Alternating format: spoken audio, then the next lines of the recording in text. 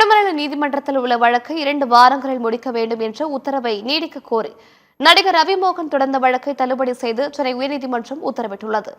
நடிகர் ரவிமோகன் மற்றும் அவரது மனைவி ஆர்த்தி ரவிக்கும் இடையே விவாகரத்து வழக்கு சென்னை குடும்பநல நீதிமன்றத்தில் நிலுவையில் உள்ளது.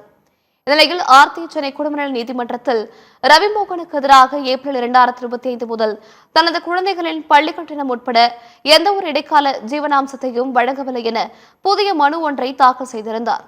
ஆனால் அந்த மனு விசாரணைக்கு எடுத்துக் கொள்ளப்படவில்லை.